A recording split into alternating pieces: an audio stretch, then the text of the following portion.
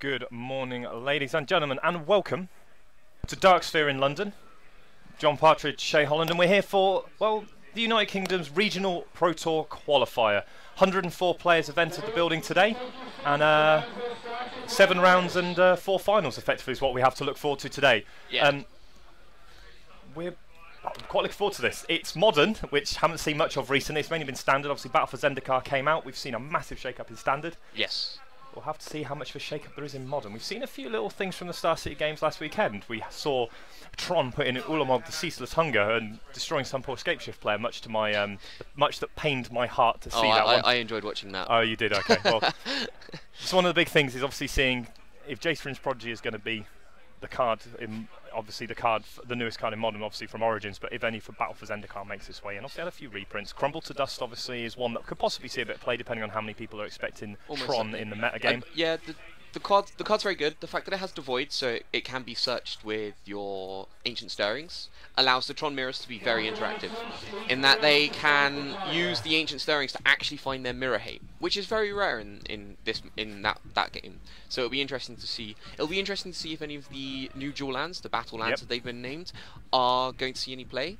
They're sometimes better than a shock and sometimes worse, depending on what you're doing with your mana base. I think the decks that are playing the most number of lands, Scapeshift, for example, the battle land is so powerful. Exactly. In that deck. I can see it running in something like Scapeshift because they do run a lot of basics anyway, because they need them from their Sakura Tri-Belveders and their Search for Tomorrows. Whereas a deck like maybe Blue-White as well, which doesn't really want to take any any points of life that when it can, so it will try to survive as much as possible. So something like a 2-colour deck, or one that's trying to go in a 4th colour with a lot of lands. Like we've seen the Scapeshift decks go to 26 lands, including a Cinderglade, because it turns out now you can run Mountain in 11, 12, 13, which you couldn't before. Yes, and that's very good. That's very important, because when you Scapeshift and you've not got 10 lands left. Or it's always that flip dice whenever you play Scapeshift. But obviously, it's not what we're about. Round number 1 has been paired. We have David Lyford-Smith versus Adam Burnett.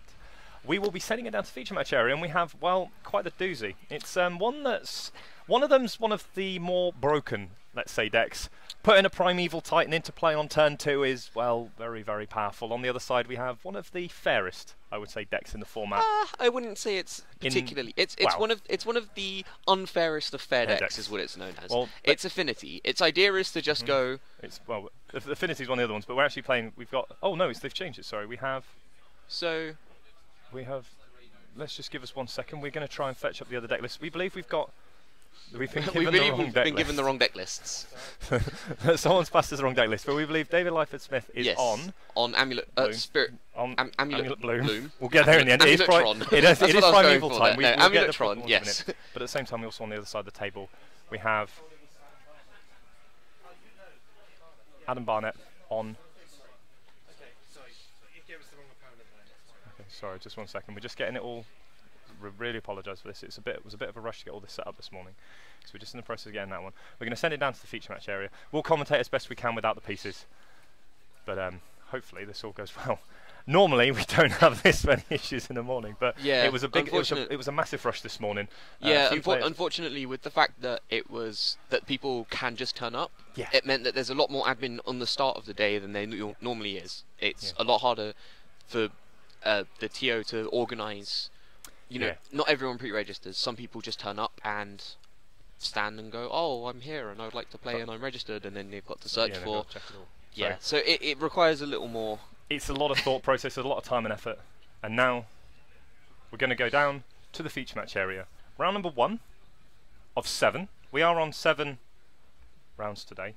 With obviously the regional pre-tour protocol qualifier, 104 players, not the 128. So there is only the top 4 that will be getting an invite to the Pro Tour. So the quarterfinal, well, that's going to be a one of those very tight affairs, untimed final round. But we're going to send it down. Thank you for joining us for round 1. We shall be off. David Lyford-Smith on your left on Amulet Bloom. Arjan van Leeuwen on Junk. So we say the fairest of the fair, or the broken of the fair deck, obviously referring to Junk. Thoughtseize, Inquisition, Tarmogoyf, Liliana. And well, it's Junk, so he's going to have Path to Exile and Siege Rhino. One of those decks, you've got 2 variations. You've got Junk and Jun, which are the main ones. Yes. We'll have to see how it fights out. Obviously, so, Junk I quite like in this matchup here. Because of Path to Exile, you know, it kills the Primeval Titan on turn 1, or turn 2 that David Lyford-Smith is going to be trying to cast. he may be able to make a turn 2 Primeval Titan, but it's going to be difficult. Junk runs a lot of hand discard. It runs Thoughtseize, Inquisition that you've mentioned. It runs Path to Exile to deal with these big threats, and there's nothing quite as backbreaking as going turn 1 Thoughtseize into turn 2 Tarmogoyf. That is pretty strong.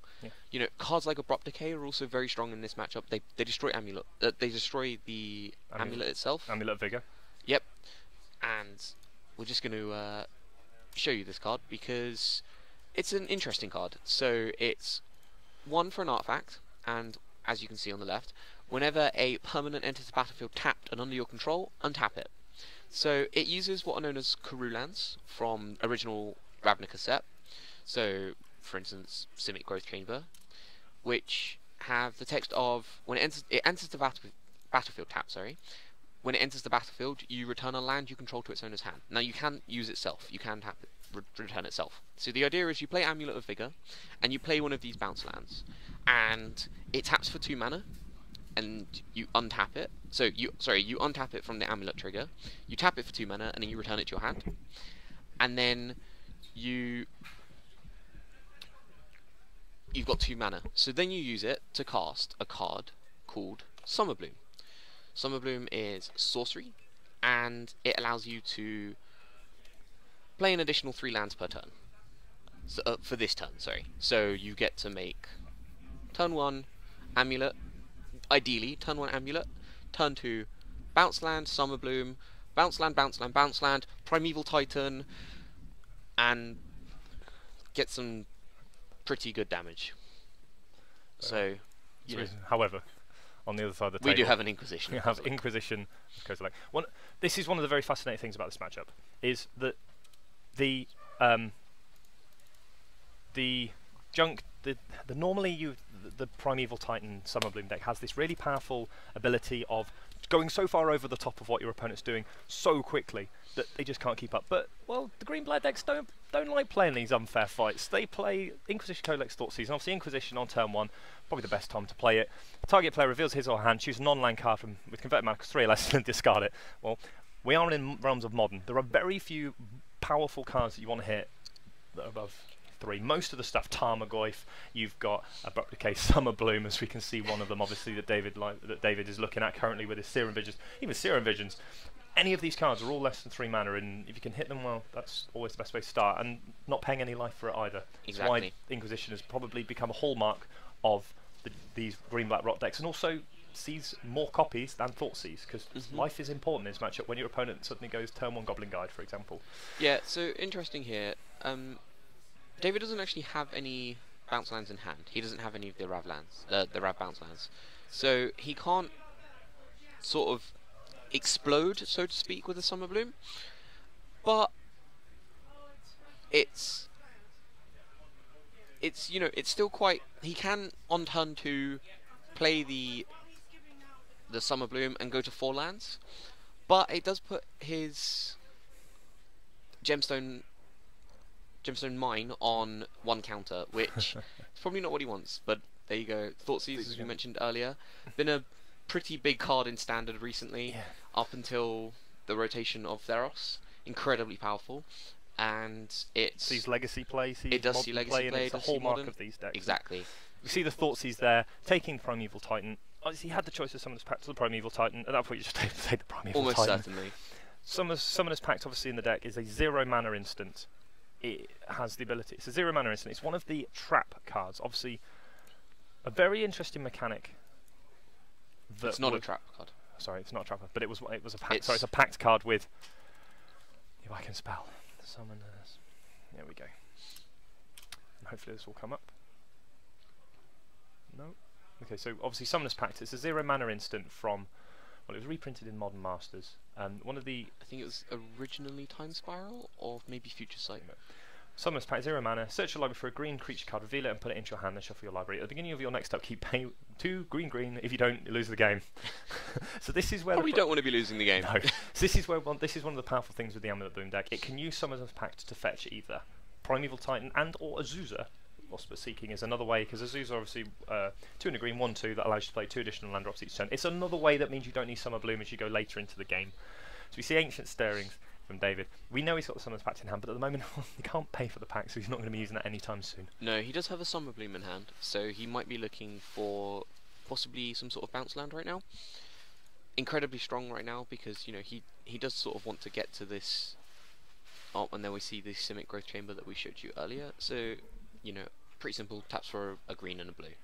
So I think this turn he's probably going to fire off that Summoner's Blue. That potentially fire off that Summer Bloom. You know, ramp up to the mana that he needs to be able to cast some spells. Cast some of his big spells, shall we say. We see the Slayer Stronghold in, Gemstone Mine down to 1, we see Summer Bloom, gets to play 3 additional lands, and this is just one of the ways that the deck starts to build up.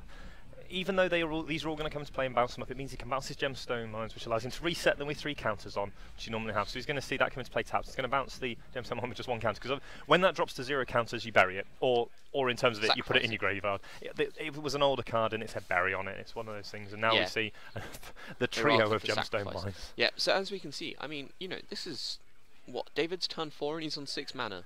Yeah. This is one of the very, very scary things about this Primeval Titan deck. Or Hivemind can just come off the top. Now, Hivemind is incredibly strong when you're running cards like Summoner's Pact. It's an enchantment, and whenever a player plays a spell, each other player copies that spell, and they may choose new targets for his or her second copy. Sorry, for his or her copy. So, when you play Pact, and your opponent doesn't have the required mana to pay for the Pact, and you have a Hivemind out, the Pact gets copied by them. What that means is that they have to now pay the mana in their upkeep, and if they can't, they immediately lose the game in their upkeep. Pretty hard to deal with. Yeah, it's a pretty hard card to beat when they are making you lose the game. Exactly. Especially, and one of the things with a lot of these decks is they don't necessarily have, if you don't have counter spells, sometimes a Hivemind kill is actually a really good way of winning the game. Because the Hivemind kill allows you to basically be very interactive. It's one of the ways that the Amulet Bloom deck can just beat sort of boggles very quickly as well. Because you aren't necessarily, because they run from 4 Path to Exiles and their guys are ginormous. It's sometimes really hard to get through anything. We see Vesuva in hand, we see Slaughter Pact and Summoner's Pact, and we could see this turn in fire off the Summoner's Pact. And we're going to see Summoner's Pact get a Primeval Titan, cast Primeval Titan. But it'd be very interesting. It's able to fetch Teleria West, which is a land which ends the battlefield tapped. It makes a blue mana and also another Simic Growth Chamber. And one of the most powerful things is now that he can then bounce Teleria West back to his hand. That Teleria West allows him to fetch another Titan, because Teleria West is 1 blue transmute, and transmute says discard this card, search your library for a card with converted mana cost of that. A land is 0 mana cost, fetch up another Pact.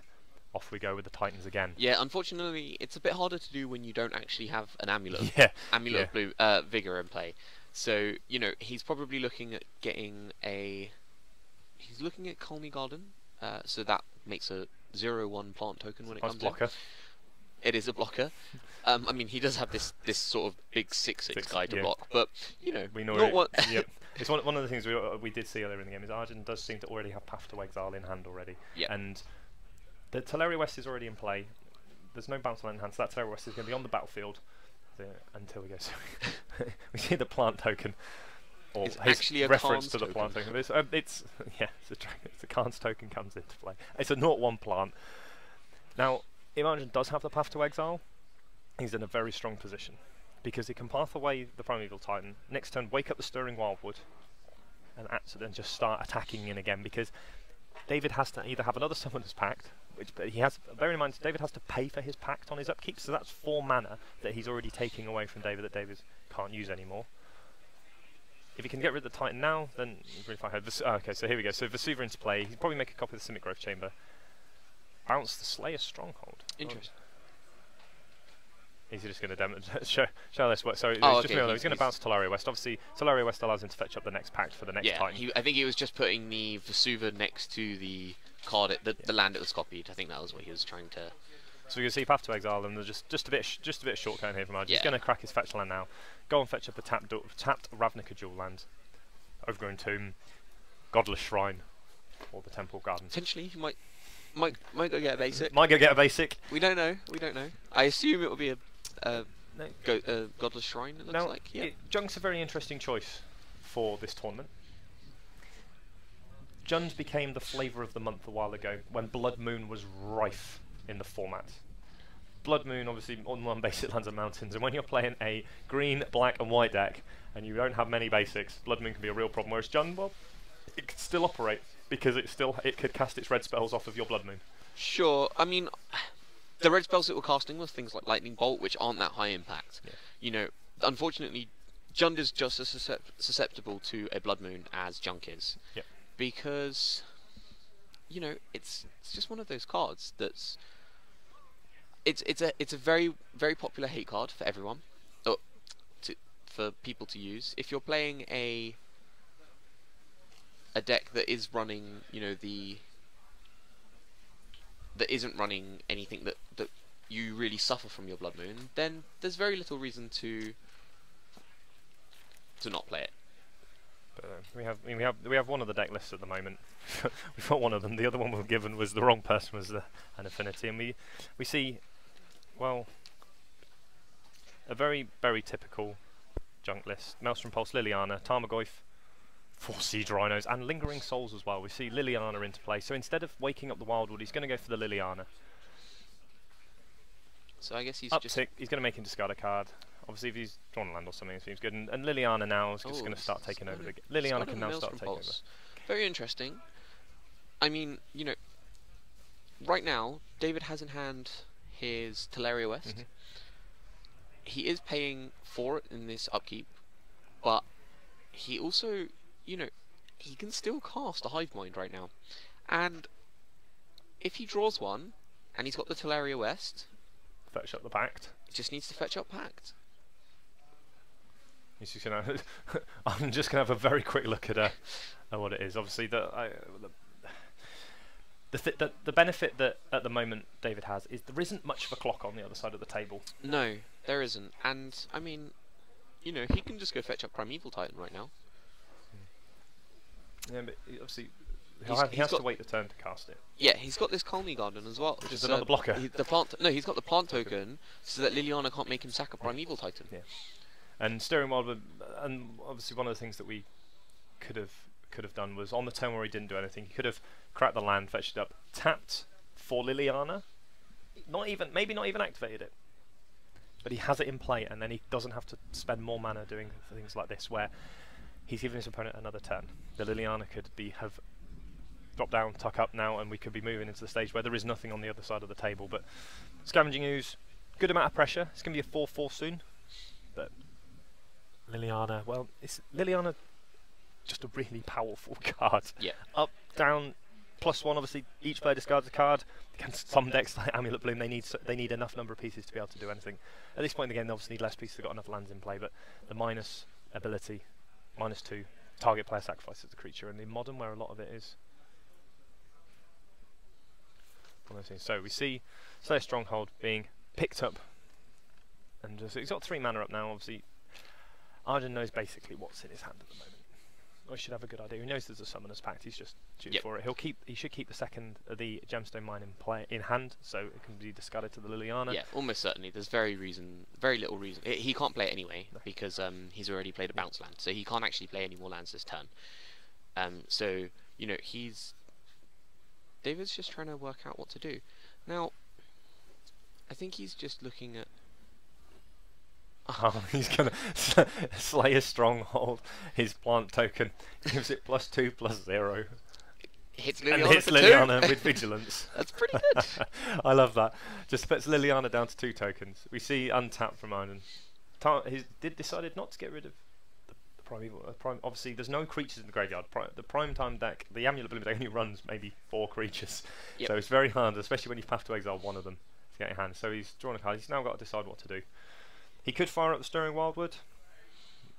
He knows there's a Primeval Titan coming, and this Primeval Titan can have vigilance and attack for 6, putting more lands into play.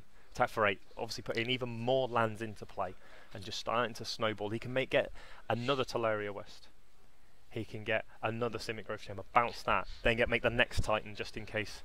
Yeah, I mean, you know, David's at 8, which is a lot still. It is still a lot, and you know he's got a lot of tools right now. Yeah. You know, this Liliana probably isn't actually going to do anything against him. This Liliana might be dead this turn. And this is one of the other benefits of the Amulet Bloom deck. One Titan fetches the next Titan, that Titan fetches the next Titan, and that Titan fetches that fourth Titan.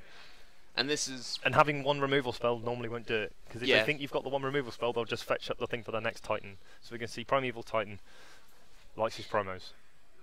Smith does Lyford-Smith, so 6 mana being tapped. So he's floating the red off the Gruul turf. Which will allow him to activate the Slayer Stronghold. So Slayer Stronghold is red-white tap. Target creature gets Vigilance, Haste, and plus O, sorry. Yeah. Which allows him to actually kill Lily. Yeah. Flat. He can choose if he wants to use the blind token to do that. I imagine he might just hit with the Primeval Titan. I assume his Primeval Titan is going to attack so he can get the trigger to get 2 more lands. Yeah, and the other part of this, obviously, the way the Amulet Bloom deck wins so quickly is also has Sunhome, Fortress of the Legion, 2 red-white tap, Tiger Creature, double strike. So when you put that many lands into play, you hit them for 8, double strike, 16 you in one attack. Yeah, step. I mean, at this point, I don't think he needs to. He's got Primeval Titan. I think he just wants to get to the point where he just can start chaining his Primeval Titans together. So getting a bounce land and a Teleria West or something similar. Interestingly, I don't think he's actually made his land drop this turn. So he can make a land drop if he wishes. And this is one of the very difficult things about the Amulet Bloom deck is it's got so many moving parts. You see David taking his time each time with his decisions because the deck is so hard to play. One of those things I was testing with some of the guys for this event, and when we were looking at the Bloom deck, they were just going through each turn, playing the Primeval Titan. What do you fetch up? Which lands do you then get? Do you get the Slayer Stronghold straight away and attack? And then what lands do you get? When do you start chaining together Primeval Titans with the Teleria Western Summoners Pact? And it's a really difficult deck to play. There's a lot of thought processes with it. So plant tokens are in. We found our actual plant tokens, and we see in with Primeval Titan. Trigger again. And this is where the deck starts to snowball out of control. He has a 6/6 in play. His opponent has no cards in hand, and it's a vigilant 8/6. So it has vigilance. It does. So even on the way back, we kill the Liliana off, and then the junk deck is running out of options with how to deal with it. So they're just confirming what his Vesuvas are and what they're copying. Yeah, so obviously Vesuva, one of those cards that if you're playing on Magic Online, it copies it and makes a copy of the card. You remember it, but obviously in paper Magic, you need to remember exactly what the card is copying. He's gone to get the Boros Garrison, which is just a bounce land that taps for red and a white, and he's got a Radiant Fountain, which when it comes to play, gain 2. So David's going to be at 10. So I mean, he's going to put it in hand. I think he hasn't even made a land drop. There you go. He's at 12. Bounce it up, put it in, play it again. Yep. So he's in a very good position right now. He's probably taken out this Liliana, which seems like the best play to do. He's probably he went for Arjan's face, deciding that Liliana isn't a problem with 2 plant tokens in play. Yeah, exactly. Like, what's the Liliana doing at that point? I mean, he's got the. I believe he has a Teleria West in hand, so he probably doesn't want to discard it because he kind of he's gone straight for the attack. So Arjan down to 7. And this is one of the things with Primeval Titan is that, and with having plant tokens, is Liliana's not a threat right now. David's not worried about this Liliana. No. We're going to uptick Liliana. Sure. Discard Inquisition and a Gruul Turf. Doesn't do anything otherwise. I'm not feeling too confident right now, I don't imagine. He's about to be hit by an 8/6 Vigilant Primeval Titan, and Scavenging Ooze will be running on the bus. I'm not sure if he's going to... if he will... He might give it +2/+0. I'm not sure if he needs to. He's going to pay for the Pact on the upkeep anyway, so let's get the Pact triggers out of the way. Yep. Make it nice and easy. 4 mana tapped. Get rid of the piece of paper off the top of his deck. On to the next one. He did. Yes. So this is this is the game of how much land you need in play with Primeval Titan, and there's so many utility lands in the deck. Connolly Garden. And he's just drawn a Hive Mind, so he can just. I don't think you need it. I mean, he might do it anyway. It's a nice to have, but I really don't think you need it right now. So you're going to attack with the 8/6 Primeval Titan. It's going to force a chump block with the Scavenging Ooze. He's going to search up some lands. I mean, he does get to, if he wants to, he does get to. Oh, he's just going for the double striking land. I'm going to get it into play for next turn just in case anything goes wrong, because he can start to use the planting as well. He might choose to bounce the Connolly Garden if he needs to as well. He's at so much life at the moment. He's not falling apart, and this is one of the ways that the Amulet deck has a good matchup against the sort of the junk decks. Even though we saw Inquisition into Thoughtseize with Path to Exile. I mean, this deck is so explosive, and once you get to that 6 mana threshold, all of your Pacts, all of your Teleria Wests, and all of your Primeval Titans and Hive Minds are live, and that's really dangerous. You know, that's the problem with it for junk at this stage, is that they can just go, sure, congratulations, you've disrupted me for a little bit. Now what I'm going to do is I'm going to make loads and loads and loads and loads and loads and loads and loads of mana, and then I'm going to draw this Primeval Titan and make this, and I'm going to draw this Summoner's Pact and go fetch up a Primeval Titan and make this Primeval Titan. You know, it's incredibly strong for him. Well, we're seeing him get rid of the Treetop Village and the Scavenging Ooze to get rid of one Titan, and if it's just going to play out another Teleria West. Go fetch another Summoner's Pact. Yeah, I mean, fetch up another Primeval Titan. He could go for that, or he could go for the Pact of Negation and try and win that way. You've got 2 plant tokens, which are the problem. The problem anyway. with Pact of Negation is he, 1, needs to have the Hive Mind out, and 2, needs his opponent to actually cast a spell. With the Lily in play, you're not going exactly. If Arjan knows about the Pact of Negation, he's not going to cast. He's just going to try and get Liliana to 6 and then go, oh, we'll split your stuff in half. So, Summoner's Pact found.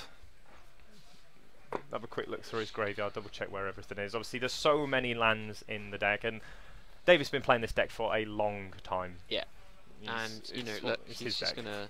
He can now double strike plus overflow. The only thing that Arjan might have is he might have drawn Path to Exile. He might have, yeah, and that's what I'm thinking he's drawn. We can't see his hand. It's kind of Ancient Stirrings. But David can then just fetch up the next Primeval Titan. He's exactly. going to use 2 Teleria West. You could use I mean, the third one. It looks like he's searching for an amulet. There we go. Okay, so now we're all goes. We can make both Primeval Titans this turn. This is obviously only one really of them where will this have deck haste. is incredible. So we're going to see Summoner's Pact. So no mana paid. All Not hands yet. in. Not yet. No mana yet. We get to pay 6 in a minute. So it's a 10 mana spell to get Primeval Titan, but you don't mind that because all your lands are already in pain. It's over 2 turns. Exactly. It's you know, it's one of those cards that's just so incredibly powerful that when what you're doing with the cards themselves is incredibly powerful, and that's what you want to be doing. So there we go. We see Primeval Titan, cast trigger, go fetch up 2 lands. So we see a Cavern. Cavern of Souls, probably naming Giant. Might be wrong. It seems like a safe bet. Another Teleria West. Teleria West is... Oh no, oh, it's bounce a my Grave Chamber. Now he could fetch up Pact. Because he has a lethal attacker in play. He could say, I'm going to use this Teleria West, fetch up Pact of Negation and just hit you. Because that Semi-Grove Chamber on taps makes 2 mana. Does he have a lethal attack? He give his Titan haste. He can activate the Steering Wheel, but you're going so far over the top. You don't mind because your opponent's just not doing anything. So he's going to fetch Pact of Negation. And we see Arjan scooping them up. So he does have Path to Exile as well. So unfortunately, Pact of Negation means that path he can't do anything. He could have he could have activated Stirring Wildwood, blocked, and then pathed. Admittedly, Stirring Wildwood still dies, but he's drawn really light at that point. It doesn't if he didn't have Pact, it would. Yeah. So but maybe a bit of a hasty concession, but at the end of the day, he's so far behind at that point. So let's see what's coming in from the sideboard. This sideboard's really easy to decide on what we bring in. It's 2 Stony Silence, which no chance for this matchup. 2 Feed the Clans, not for this matchup. If the Titan deck's killing you, you're dead. Yes. It doesn't matter. Gaining 5 or 10 life, it's not really. 2 Zealous Persecutions, again, not really for this matchup. 1 Thoughtseize. Yes. Thank you very much. 1 Choke. No, not for this matchup. 3 Hallowed Moonlight. No, because it's not going to work that way. Even though he gets the Summoner's Pact, he still casts the Titan. But the main ones, 4 copies of Fulminator Mage.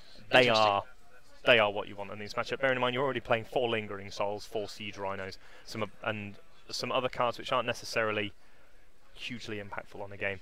4 Fulminator Mage are going to do a lot more work, because one of the things that people forget with Fulminator Mage is you can blow up the Karoo bounce lands. But depending on how your Titan opponent has played, you can make them lose to their own Pact.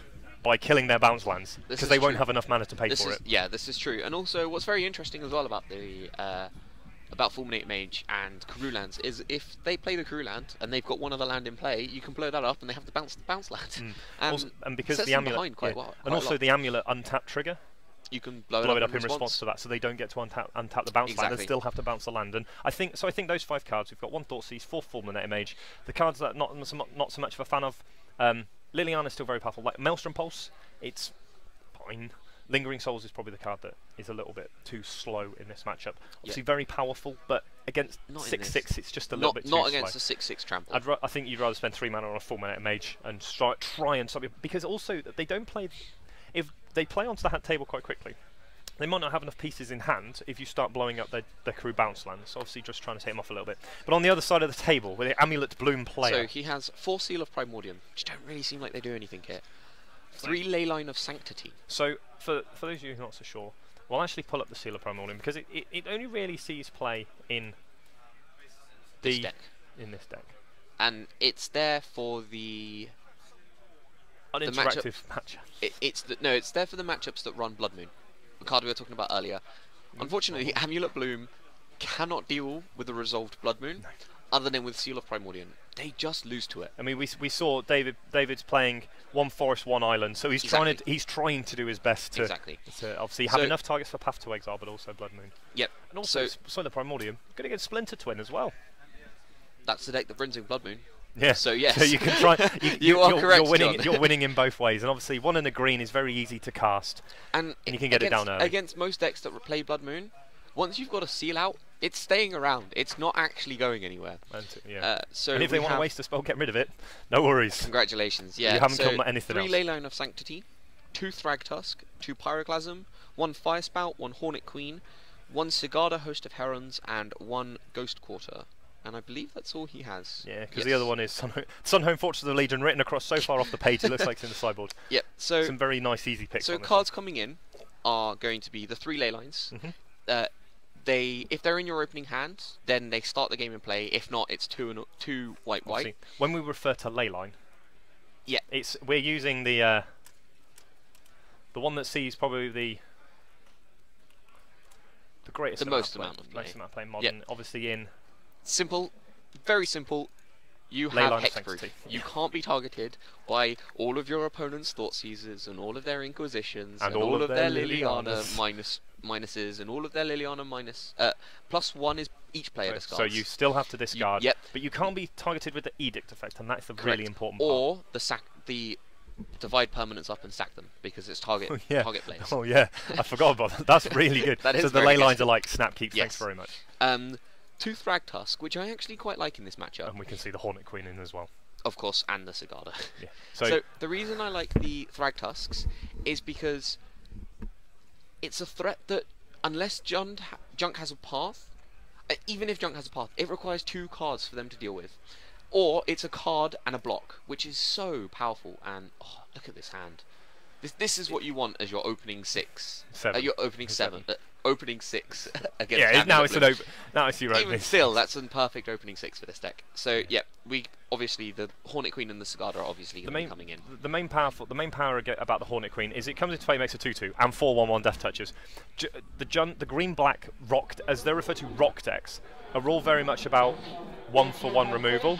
Yeah. So it's very hard for them to deal with 5 death touch. Exactly, and that's why I really like Thragtusk in this matchup, because Thragtusk allows them to basically just play a 5/3 that gains them 5 life. It's a bit of a roadblock, and even if they deal with it, it's left behind a 3/3 that's another roadblock, and it's still a powerful attacker as well. Yeah. Attacking for 5. So you can see David hit the table a little bit. He drew for his Serum Visions, Leyline of Sanctity. Obviously, 1 card too low down, and not really good in play. But the Amulet deck, 2 cards. The deck can very easily play it. Yeah, it runs enough Gemstone Caverns. It runs Boros Garrisons. It can easily play. Was that a Murderous Cut? No, it's Tasigur. Looks like Tasigur. But we're going to see a landing. We're going to probably see Tarmogoyf. This is the clock that the Junk player wants. It's a big thing. Especially with all the discard spells, it allows him to start going in on the attack. And Tarmogoyf's huge. It is a big monster. Sometimes. On turn 2. Obviously, Primeval Titan can be faster, but he needs so many more pieces than Thoughtseizes you land Tarmogoyf. Yeah, right now it's a 3/4. We've got sorcery, artifact, land. It's an interesting one because in this matchup, the only card that doesn't ever go to your graveyard, usually, unless something's gone incredibly wrong, is tribal. Yeah. So the max it can ever be is an 8/9. The original Future Sight one has the full list of what it is. It's land, instant, sorcery, creature, artifact, enchantment, planeswalker, and tribal. And of course, planeswalkers hadn't been released. They had. Oh, they had been released. Yes. It was Leeuwen. Sorry, but everyone was like, "Oh, but this card's really not very good." They didn't think, but then now it's one of the hallmarks of Legacy staples. and Modern. Yes. If you're playing Tarmogoyf, it's not a 2 or 3 of, it's a 4 of. Yeah. Because as we've seen here, a 2-mana 3/4 that's just going to get bigger and bigger and bigger is always good. And we see a very good draw there in Amulet of Vigor. But this thought sees. What do you take? Well, at the moment, I think you probably have to take the Hornet Queen. You can't beat that card. Correct. Like that card, you can beat Sigarda because you have Path to Exile still as a removal spell. It's hexproof. Oh, sorry, it's hexproof. So you can just overpower it. That's the idea. Tarmogoyf is huge. No. I think the Sigarda's right. Okay. It stops Lily as well. Okay. They can't sacrifice. Yeah. It's almost impossible for Jund and Junk to actually deal with a Sigarda. Yeah, I can agree with that. I mean, one of the reasons I like taking the Hornet Queen is you can't beat that card. You can theoretically overpower a Sigarda with the Tarmogoyf. In theory, yes. The idea I think that Arjan is going for is 5 mana. Is it 5 or 6? Is quite a lot different from 7. And you know, right now, Sigarda is probably a bit further off. Is probably 5. I mean, I think maybe the. So obviously the Sigarda Host of Herons, the card we're referring to, 2 green, white, white.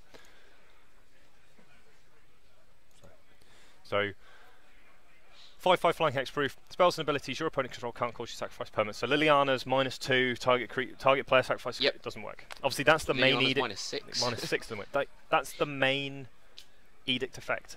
And when we say edict effect is someone sacrifice creatures, that's the main one we see. And we see double Tarmogoyf. This is a quick clock. This is, yeah. This is 8 power. So this is 2 turns. This is 2 turns. And David needs to find something to do he, very quickly. I mean, a Summer Bloom off the top would probably be quite good right now. Let me see. Oh, a trio okay, Tarmogoyf. Sure. So David right now is like has prime time all time as well. I need Summer Bloom now, please. Yeah. And that's the thing. The Primeval Titan's not going to get there. Only the Hornet Queen really gets him out of this mess. And we see a Crew Bounce land, which is not going to give him the 7 mana.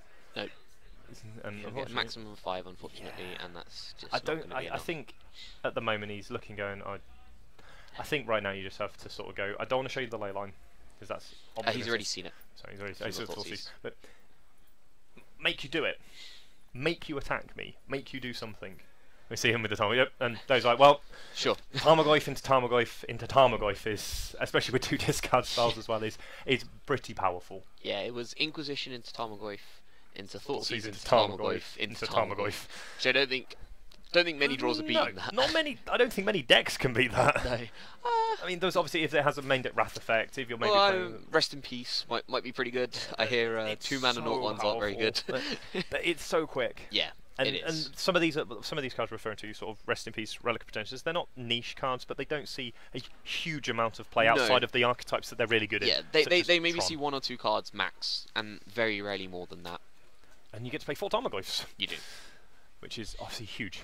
I mean, you know, the sort of draws that these Junk and Jund decks are able to go is turn 1 Hand Discard into turn 2 Tarmogoyf into turn 3 Liliana of the Veil.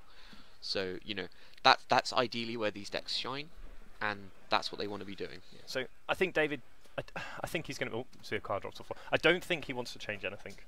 No. Because the 2 cards he's brought in are so crucial to the game plan of trying to nullify all of these effects. And the stuff some of the cards he takes out that are less powerful. I mean, and this maybe comes from the level of the deck because it's got so many pieces. It's what you take out. He's possibly taken out some of the Hive Mind kills. Hive Mind depends on whether he's on the play or the draw, whether he wants the Hive Mind. Obviously, Slaughter Pact is still a good card. But you just look through the deck and it's like, what do you take out? And this is one of the difficulties of playing the Amulet Bloom deck. Yeah. Is what do you take out? What do you take out for your sideboard cards? It's actually not that difficult. Simian Spirit Guide is is fewer not explosive great. draws. Yeah. Yeah, but it's not so great in this matchup. I believe he took out the Pact of Negations. He took out. And I'm assuming that's because Junk is so efficient with its mana. He Yeah. doesn't mind it. Like it's going to play things so low to the ground. The Pact's Yeah. never going to really do anything Yeah. until later in the game. He took out Azusa because there's no point. The games go a bit longer. Yeah, and Against there's no Junk, point. you can have those extra turns. They're not trying to combo kill you. Like Exactly. we saw a very David his third or fourth land drop, but Yeah. that's not in modern standards. You can It was quite an interactive clock. He killed him on turn 4. It was 3, 1. turn 5. Turn 5. So he kills him on turn 5, which by modern standards is pretty fair. Yeah. And that required trio of Tarmogoyfs and 2 discard spells. It's a reasonably fair thing. So David has can afford to take a few more turns to actually get there. But Yeah. game 3, so we see Summer Bloom Primeval Titan already in hand. We see Vesuva, Bounce Land, and that's a Gemstone Mine. So what else does he have? Does he have? He's got Serum Visions. I think he's going to keep this. So he's got the Gemstone Mine, which is obviously a really important part. Allows him to cast this Serum Visions. He's got he's got Serum Visions into a Bounce Land, into a Summer. So if he gets an Amulet off his draw, or it's scryed, he can turn to Primeval Titan if there's no hand discard. If there's no disruption from Arjan, he can actually make a turn 2 Primeval Titan, assuming he gets an Amulet of Vigor, which is very, very strong. Yeah. And David being on the play, he even gets a few more turns to do everything. Yeah. He's under, and this is one of the interesting things of the matchup is against a lot of decks. Say for example your Affinities or your Boggles or your Burns, they're going to consistently kill you on turn 4. Yeah. Normally they'll try and do it by turn 4, and it's a very consistent way of doing it. Junk, it can take between 5 and 18 turns. It is the grind deck. It tries to bury you under its advantage of discard spells and Tarmogoyf and Liliana, and just try and use its efficiency of 1, 2, 3 mana spells to pull itself so far ahead that eventually it can just win with maybe 1 or 2 things. That can take some time. Yeah, I mean, Tarmogoyf at the beginning is a reasonably small clock in comparison to say Deceiver Exarch Splinter Twin you. Now you're gone. Yeah, I mean, you know, it doesn't. Junk doesn't have these turn 4 combo kills. Doesn't have the turn 3, the turn 2, any turn combo kill. But what it tries to do is just get value and get to the point where neither of you really have anything. You know, you're both kind of like, oh, neither of these are very good. You know, just slow the game down. And Junk's very good at doing that. Yeah. You know, Thoughtseize, Inquisition, all of these cards, and David quite happy here without the. I think David just breathed a huge sigh of relief with the no turn 1 discard spell, but So we can see in Arjan's hand he has Abrupt Decay already in line for the Amulet of Vigor. He finds it. He also has a Tarmogoyf. yeah, So although it's a 1/2, you might as well, if David doesn't do anything, just get it into play. Get something going. You have to do something, and there's no point like if your opponent's going to amulet you on and then do some stuff, you can't really help to really do anything about that, and you'd rather do something. But we can see the Summer Bloom here try and work his way up to this Primeval Titan in hand. I mean, It's the lack of green mana that might cause uh, Dave some problems. He almost has to use the Vesuva to copy the Gemstone Mine. yeah, So he's going to bounce so the Gemstone that's Mine. one. That's 1. 2 and 3. And 2. 2 and tap. So it comes into play. Yep. Serum Visions. So he's going to try and see if he can find another Bounce Land or set up for the next turn. So we see Radiant Fountain there. And this is one of the things with his hand currently is he's... Oh, there's a Thragtusk and an Amulet. Now, Thragtusk he can play he can play next turn. next turn. And you might keep that Thragtusk because it's very difficult to beat. It's this whole 2/4 mentality. Yep. It's a 5/3 that leaves a 3/3 behind. Exactly. You can just start to put yourself ahead. All of a sudden, that Tarmogoyf isn't looking so great. No, admittedly it's not. But this is the the Amulet deck does run some fairly obnoxiously powerful cards in this deck. Thragtusk is obviously very powerful. Just double check that he did leave the right card on top. So, gonna see. So he's got Vesuva probably entering he's the going play to as a copy this. copy Yeah, of he's the- going to. And I think this is the thing he has to do. He has the Radiant Fountain for next turn Primeval Titan. So he has 5 mana in play. He has double green. He's got the 6th in hand. Yeah, he's got the Radiant So Fountain. he can either go for the Thragtusk if there's a hand discard. Well, the thing is, The if his opponent holds up removal spells, he can just go for the Thragtusk. Exactly. If his opponent taps, he just Primeval Titans you. I mean, he might even if it looks like he's holding up removal, he might still just go for the Thragtusk, the Primeval Titan anyway. And also one of the other things with this is he has the natural Titan, not the pacted Titan. Yep. So he doesn't need to pay any mana in the next turn. So he has a turn with the Titan, and then he can do what he wants the following turn with a Thragtusk, or if he Teleria West into another spell. So untap, draw. That's an Inquisition. That's not. That's unfortunately not what the Doctor ordered. And it's how does he approach this turn? Because he fetched up his green-white land, he can't use the mana efficiently unless he goes for the Tarmogoyf or he goes for a spell that uses both mana. And we can see David's used his mana efficiently every turn. Yeah, unless maybe he's got something like a. No, so we see the Tarmogoyf. There's a Tarmogoyf. There's a 2/3. It's a 2/3. But there's a 5/3 and a 6/6 coming. Oh, you see the Radiant Balance. So there's another. So there we see Thragtusk off the top. Yeah, I think he's going to count it up and straight into Titan Thragtusk. Sorry, straight into Primeval Titan. So he's going to gain 2 life. The life is very good. Yeah, it helps a lot, and we see the Primeval right Titan. now. It's not life; it's additional turns. Yeah, and that's what that's what David's looking for. He's looking for these additional turns, and there we see Primeval Titan. Now, I mean, what do you get here? I think you just get Teleria West Summit Growth Chamber. I don't think he even needs Teleria West. He's got Primeval Titan. He's got Thragtusk. I think just. Maybe, I mean, I don't know. I've yet to master Amulet. Well, yet to even play Amulet Bloom. I've played it and done terribly and died in a fireball to my opponent. I'm not going to profess to know how to play this deck, but we understand how the deck tries to operate, even if we can't play it, and it's commendable to anyone who is playing Amulet Bloom. If you're going to choose to play it, don't pick it up on the day of the tournament. Take your time, learn it. Yeah. Get good with it, because if one mistake can easily cost you the game. Yeah. David or has one bad keep could cost you the game. A mistake. Yeah. David has been playing this deck for a while. I think he cashed GP Copenhagen about 3 months ago with this deck. So, he's played it a lot. He knows what he's doing. He knows his matchups well, and I think he was playing the deck before Justin Cohn put it on the map as well, which is a while ago. He was. I've definitely seen him at an old PTQ running this deck. And one of the things we know, like Amulet, don't get me wrong. Looking at this matchup, you can Amulet Bloom has I would say, distinct advantage over Junk in the fact that it's playing something so much faster. Look how many lands he has in play compared to the 3 Arjan. But at the same time, Amulet Bloom does have some bad matchups as well. It can struggle against. He's just going to show him the Inquisition targets of nothing, but get the Inquisition out of your hand. One of the things that the deck can struggle with is against the unfair decks, such as Splinter Twin. Yeah. Remand is very powerful against powerful. this deck, especially if they've had to Summoners Pact into the Titan. You can remand the Titan. They then probably don't have the mana next turn, which allows you to have the turn. You can use your Deceiver Exile. You can Pessimize in the upkeep to tap that land, which means they don't have enough to play the Primeval Titan. And obviously they don't ever interact with the Splinter Twin pre-combat. Yeah. And you can normally force them to tap a lot of mana. Or, as we said, Blood Moon.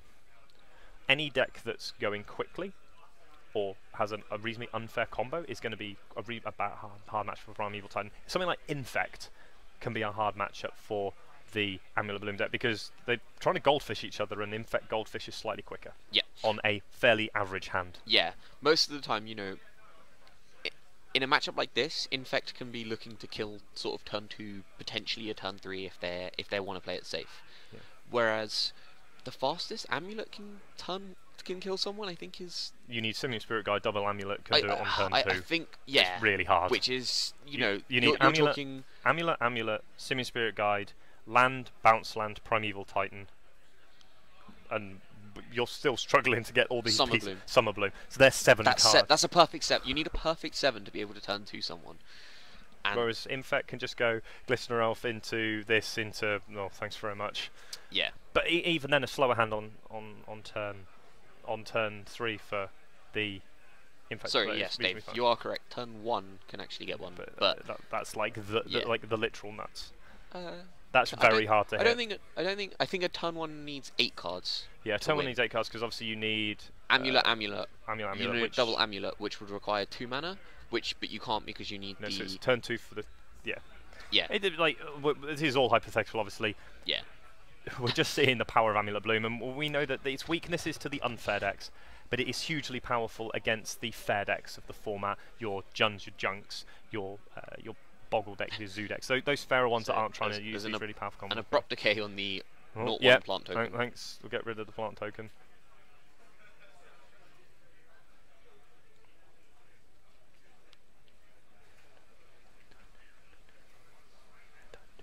So you see the handshake there.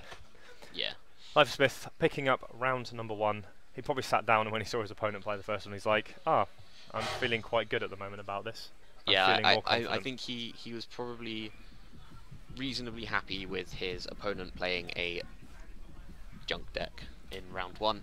So David Lyford-Smith moving on to 1-0, and Arjan van Leeuwen moving on to 0-1. Not dead yet. Not gone from the tournament. Round number 1. It's early days. 7 rounds will probably be on about 7-1, maybe 7-1-1 sneaking in, but you're going to be wanting to hit 6-1 before you hit it, or 5-1-1.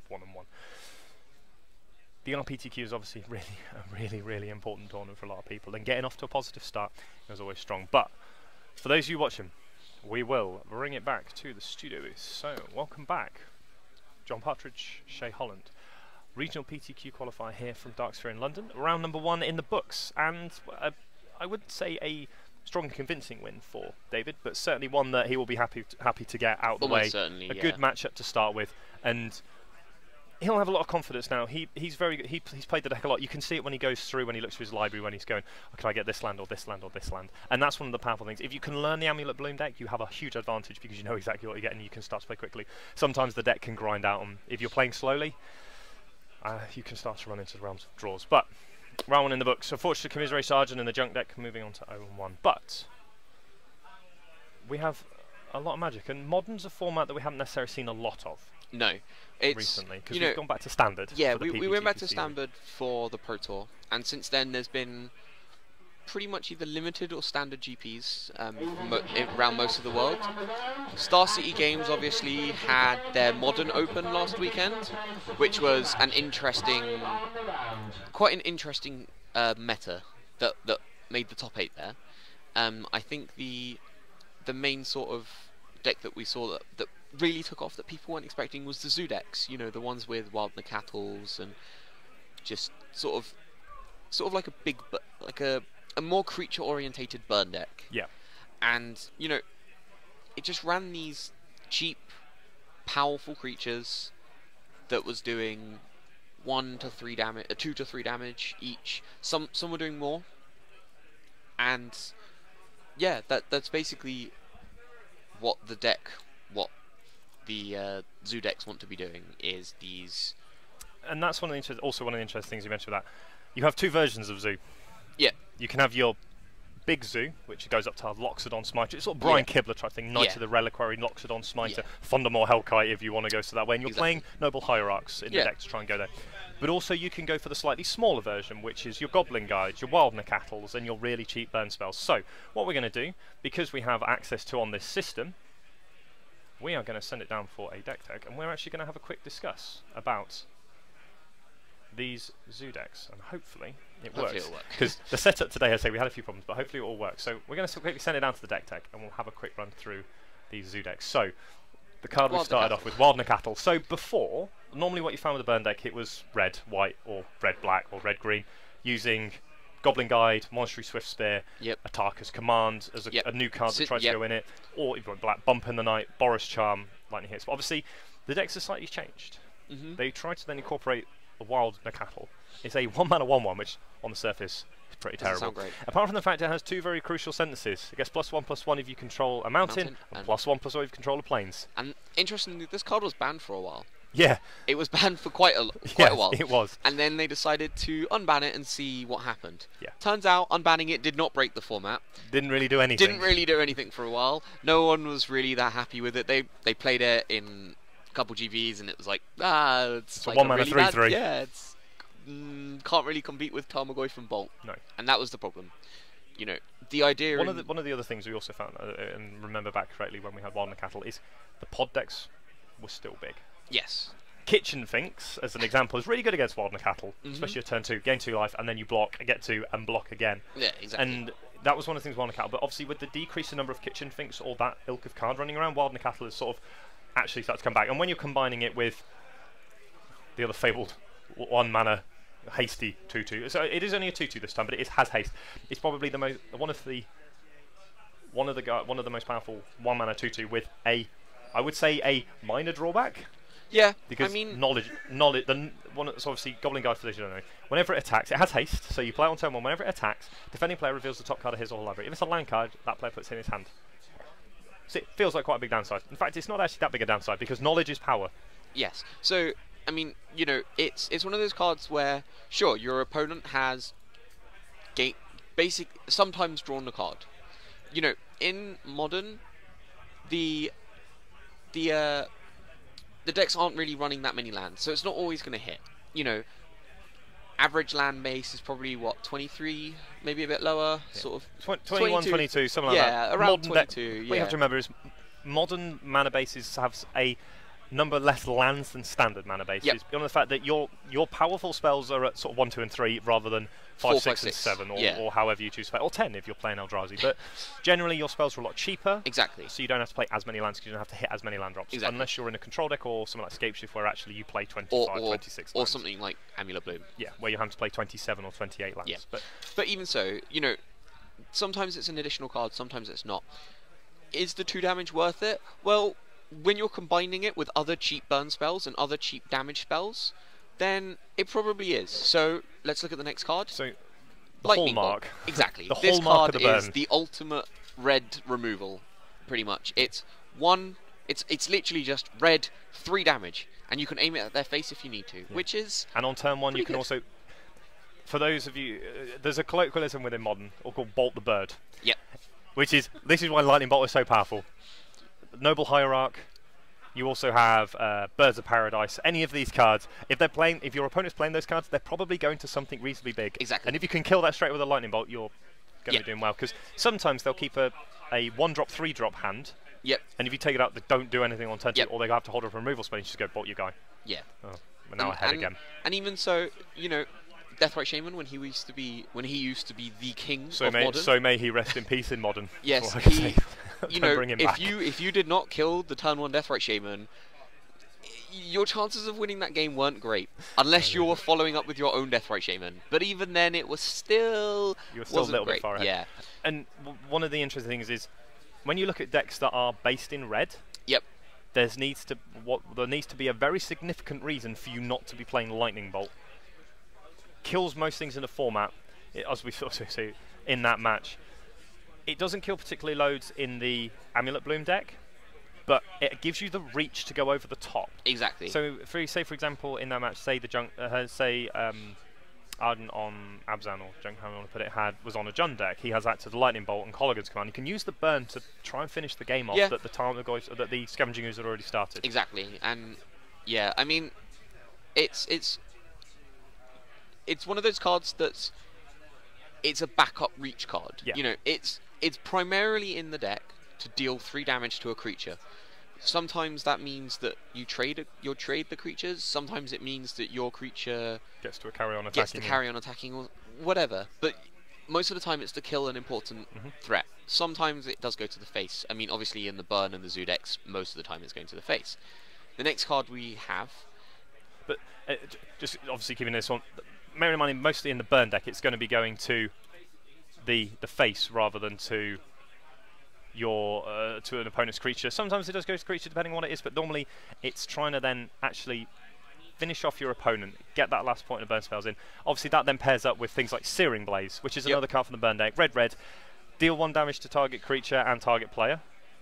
It's target player and 1 damage to creature that and it's target not player and controls. or. So if they don't have a creature, you can't use it. You have to be able to both target the player and one of their creatures for you to actually be able to cast Searing Blaze. Whereas, and also with landfall, it then jumps it to 3. Yeah. So if they can go fetch land, it gives them landfall, or if they've gone fetch land the previous turn and then next turn they use it, it still gives them the landfall. Or even just making a normal land is fine. Yeah. Lava Spike, 1 straight mana 3 damage. Yeah. Not as good as Lightning Bolt, but still very, very powerful in a burn deck that's just trying to finish you off. Lightning Helix, this is more into the splash realm. Yep. where you're playing white for Lightning Helix, does a deal 3, gain 3. You can then run this alongside Boris Charm, which obviously is mainly for you. Yep.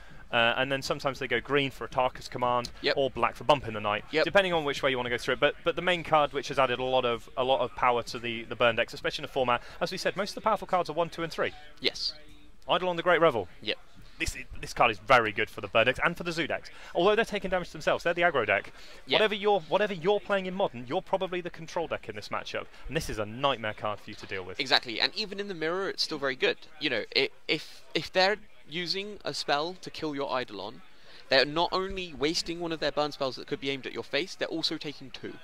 So, you know, going turn 1 Wild Cattle, turn 2 Eidolon, means that you have a 3/3 and a 2/2. That's a powerful start. And if they can't deal with both of them, they're going to take quite a bit of damage. And a lot of people was released was Pyrostatic Pillar on a guy on a beat stick. It's still a 2/2. It is. It can still attack. It does. And if you're able to play it and hit with it, you're probably doing 4 points of damage for 2 mana again, which is a good trade-off. Yes. Even if it dies straight away, it can do 2 damage, but it requires a removal spell that's not hitting your 3/3 Wild Cattle, or if you're playing slightly bigger Zeus, maybe your Tarmogoyf or something like that. But this is obviously the hallmark card of the burn deck. Whenever you're playing against burn, expect to see this. It will be in the main, and it's something you must kill on sight, because if it ever connects, it's the same as a lot of their other spells.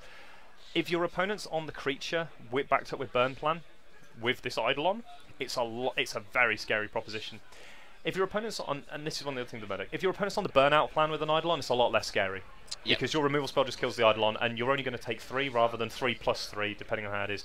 One of the things, especially I found playing against the zoo decks, or the burn decks, the games they start with a creature are a lot harder to win than the games they go Lava Spike you as a Almost starting certainly. point. Yeah. Almost certainly. We have a very loud PA system that our head judge Thomas Ralph is utilising. So that he's having fun with it. Is, yes. He's got a microphone which is linked into the main room. To be fair, there's quite a lot of people, and it does save his voice. You know, a lot of judges tend to lose their voices. So we'll take a quick break. The main thing with the zoo deck is it's very powerful. There's a lot in the room. There are and quite as much a lot as people, of burn decks. The amount of people I do not like losing to burn or talking about burn, there is a lot of people in the room behind us who are playing burn. Yep. But it's a very powerful deck. It's a very proactive strategy, and sometimes in Modern that's very powerful. Being proactive rather than going, oh, try and counter this, try and counter this, which is why maybe the Jeskai decks have slightly fallen out of popularity. Is they didn't necessarily have that proactive game plan. They were very reactive to the sorts of things like that. But that brings to the end of round number 1. As you heard, parents will be going up for round 2 very soon. We're going to take a very short break. Hopefully you will join us back here very soon for round number 2 of action here from the Regional Pro Tour Qualifier at Darkshire in London. John Parker, Shay Holland, we will see you very soon.